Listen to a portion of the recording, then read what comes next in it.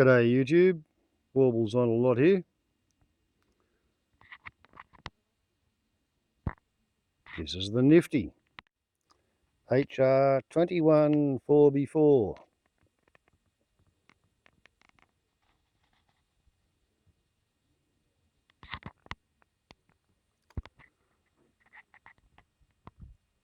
And when it visits, it leaves behind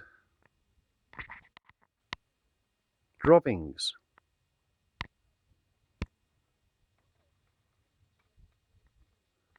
Lots of droppings. An elegant sufficiency.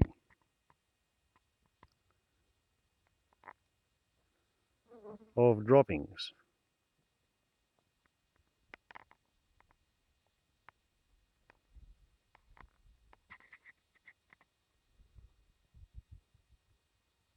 Quite the firewood party.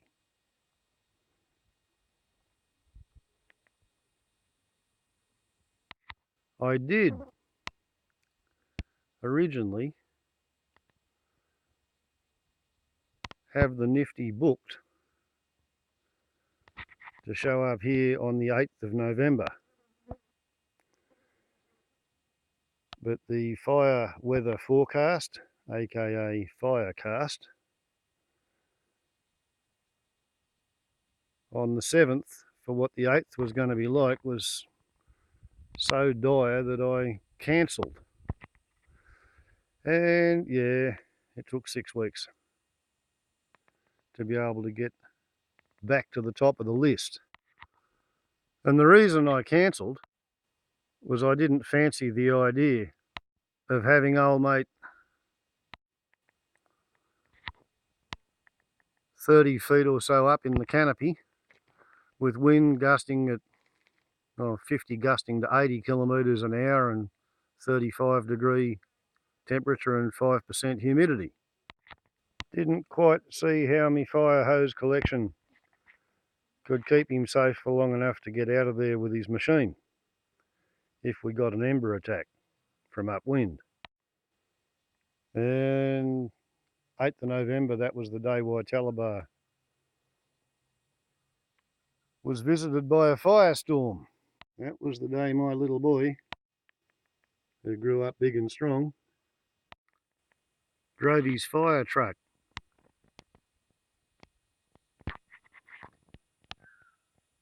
across the Man River Bridge, when it did not look like that. Rather, that's what it looked like. And for the last 18 years it's had a concrete deck on a wooden structure, and my kid forgot that it was a wooden bridge. Either that, or he's got balls the size of potatoes. You figure it out. But anyway, I digress. I'm good at that. Consider it a little segue. So this is what the aftermath of the Nifty's droppings looks like after 4 trailer loads have been picked up and carried off in the 7 foot by 4 foot box trailer. You can fit more on it than that, but doing so risks having pieces of wood fall off on the journey. And I'll get you to note, what's on the trailer is the rotten, hollow, ant-eaten wood and the pieces that have broken into small enough fragments that I was able to pick them up and carry them here without even getting my chainsaw out of the shed.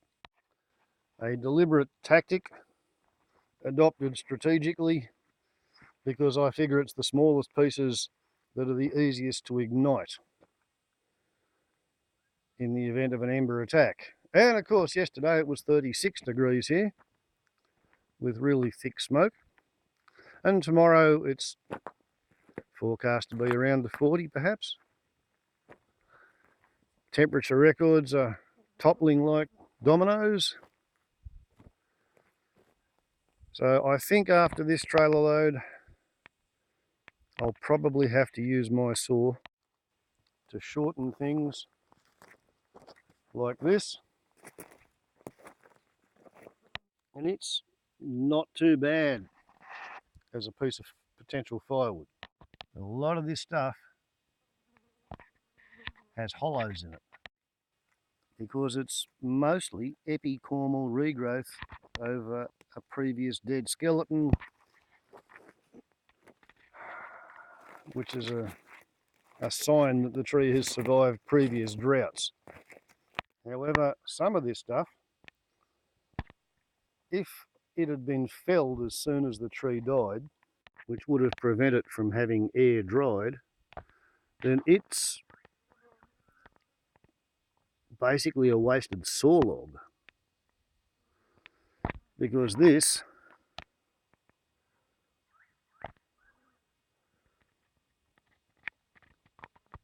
came off that, whereas this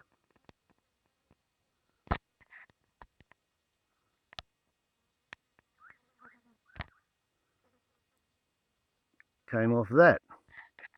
And this, where the kookaburra is nested,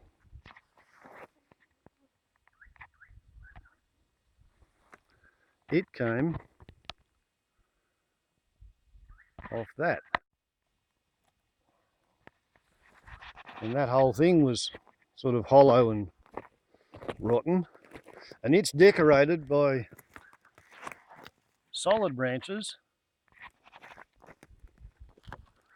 which have apparently come off the crown of that, the beautiful wasted saw log. So there's a lot of unpacking and unpicking still to be done. Oh, that'll go on the trailer now. And when you consider what the rest of the forest floor is like, you can sort of see how my choice to wet mine down is paying dividends. The wet green oasis theory isn't entirely wasted, but I wasn't absolutely thrilled and delighted to have 25 tonnes of firewood and kindling on the ground in a circle within 25 yards of my hut. But the way the weather's cycling at the moment, we're going to be getting an alternation of heat waves and then a few days of respite where the temperature drops to only something that would have been a record high temperature a year or two ago, and then we go back into the heat wave. So however you slice it or dice it or cut the mustard, it's probably better to just get this shit over with, put up with the fact that, yeah, we're going into a heat wave and it's a catastrophic fire forecast, and my hut's now surrounded by kindling, but there's less of it there now than there was 3 days ago, because this is the 4th trailer that I've taken out of the clearing. I don't know whether that's a tonne to the trailer, it might be only 3/4 of a tonne, but something like that. I've probably got 3 tonnes out. And having it not on the ground and not in the sky around the hut, that's got to be good. And while this is but the 4th trailer load of nifty droppings,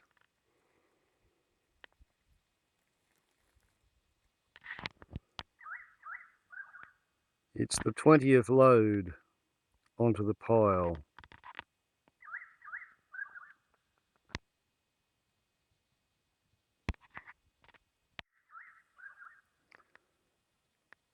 Of bushfire fuel hazard.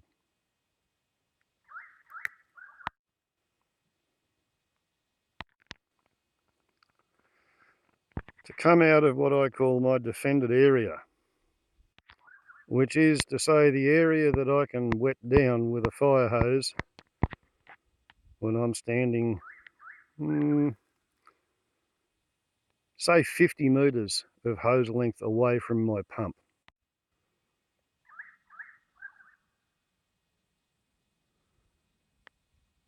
Not a bad little pile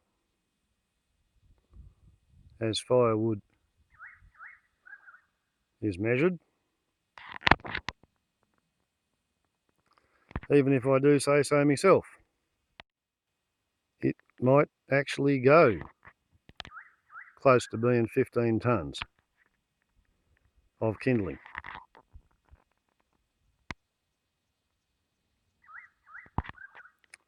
Regarding today's lesson in levitation, I would actually kind of like to fill up that hole.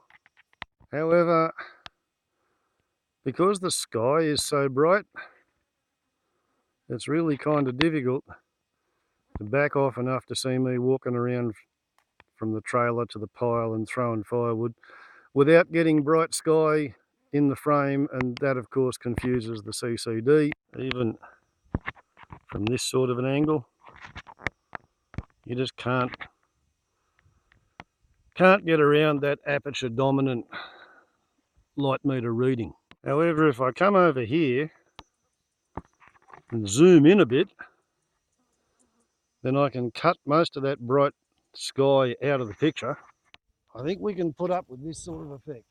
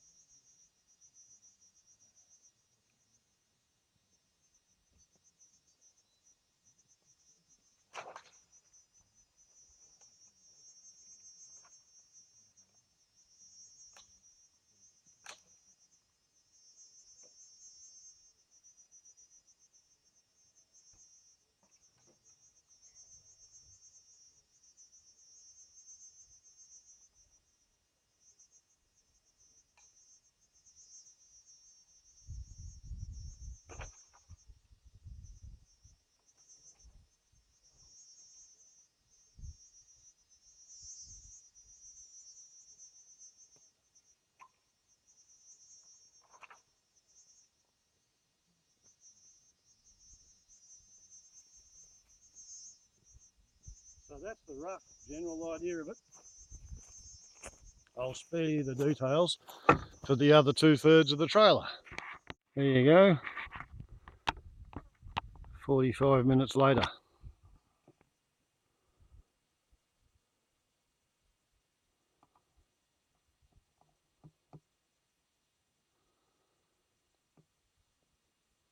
And I might have even come up with a name for it. Can't call it wood henge, because henge means a circle. However, when people are troubled by rocks lying all over the place, and they gather them together and they build them into a pile, that's called a cairn, C-A-I-R-N. So I don't know if there's any serious reason why this thing could not technically be termed a wood cairn. Perhaps a kindling wood cairn, although some of it's much bigger than kindling. But when it began, the earliest, lowest layers were dead Melaleuca alternifolia, aka tea tree. So there is a lot of very, very fine kindling wood in there, mostly on the bottom. And originally there were 2 trees, and the pile was being built between the 2 trees, but one of the trees fell over and was engulfed by the pile. So there you know, and now you go. Enjoy the spoonerism. That is how you levitate firewood. One stick at a time, although sometimes if it's small bits you can levitate them 3 to 5 at a time. The idea is put the big ones into the gaps, the long straight ones, and then stack other ones around it, and then throw the short ones up on top, and they will fall down higgledy-piggledy, becoming pegs in the matrix, wherein nothing is joined or made fast, but everything finishes up fixed in place by weight and geometry.